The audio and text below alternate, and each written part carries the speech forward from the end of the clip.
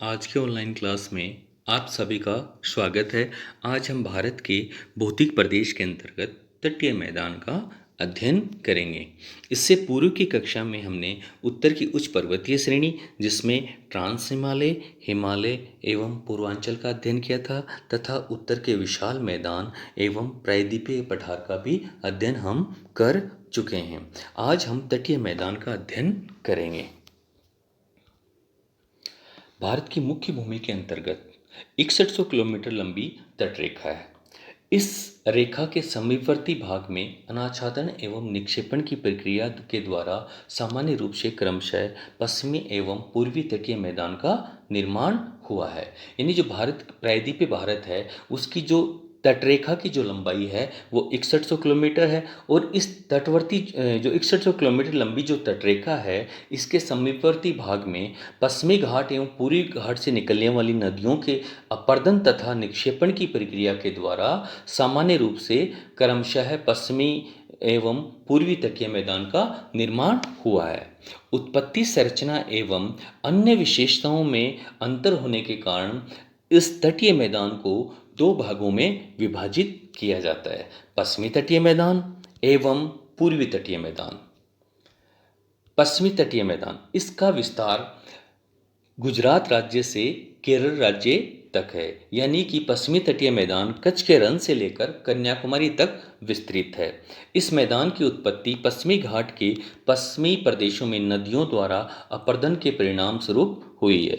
वस्तुतः उत्थापित भूभाग पश्चिमी घाट की नदियों से अपरदित होकर तृतीय काल से लेकर वर्तमान युग तक की प्रक्रिया से प्रभावित होकर लगभग मैदान जैसी संरचना में परिवर्तित हो गया है।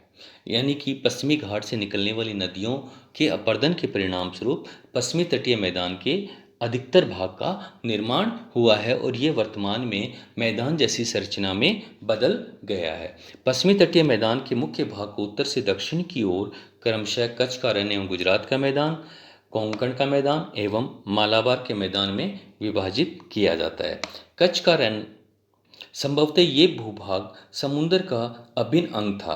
यानी जो कच्छ का रण है वो पूर्व में समुद्र का ही क्या एक अभिन्न अंग था या उसी का एक भाग था, लेकिन नदियों के द्वारा जो मलबे का जमाव निक्षेप किया गया जिसके कारण समुद्र का जो भाग है वो छिछला होकर दलदल में बदल गया।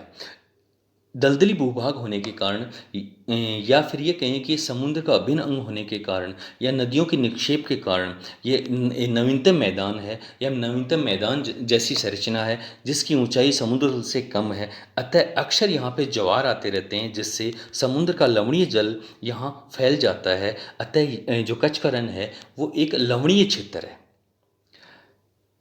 इसमें क्रिक जैसे क्रिक को संकीर्ण जल संधि कहते हैं। क्रिक जैसे सर क्रिक, कोरी क्रिक आदि भी पाई जाती हैं। इसके बाद में आता है गुजरात का मैदान। गुजरात का मैदान है वो मुख्य रूप से माही तथा साबरमती द्वारा लाए गए मलबे के निक्षेप से निर्मित है। यानी मुख्य रूप से जो गुजरात का मैदान है वो माही तथा साबरमती दो नदियों द्वारा लाए गए निक्षेपों से ही निर्मित है। इसके निर्माण में सीमित रूप से नर्मदा एवं तापी नदी का भी योगदान है। कोंकण तथा मालाबार मैदान इनका अधिकांश भाग उत्थापित भूभाग है जो पश्चिमी घाट के पश्चिमी ढलानों से निकलने वाली ढलानों से निकलने वाली पूर्व से पश्चिम की ओर प्रवाहित होने वाली नदियों के अपरदन से निर्मित है। पश्चिमी तटीय मैदान अपेक्षाकृत संकीर्ण है क्योंकि जो पश्चिमी घाट तट के एकदम समीप है। इसकी औसत जो चौड़ाई है वो 10 से 50 किलोमीटर के आसपास है, लेकिन कहीं कहीं पर पश्चिमी घाट तट के बिल्कुल पास फैल जाता है। वैसे क्षेत्रों में जहाँ पश्चिमी घाट हो तट के एकदम नज़दीक आ जाता है मैदान की चौड़ाई बहुत ही कम हो जाती है। ये मैदान अपेक्षाकृत कम उपजाऊ है।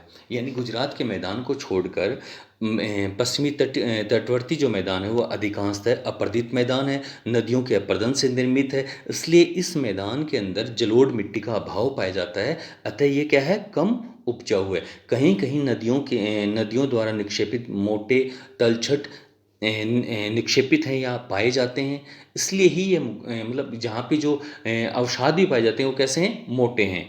तो मुख्य रूप से इसी कारण से ये उपजाऊ कम है। केरल के तटीय भाग में दलदली मिट्टी भी मिलती है जिसे कारी मिट्टी कहा जाता है। अगली कक्षा में हम पूर्वी तटीय मैदान का अध्ययन करेंगे। धन्यवाद।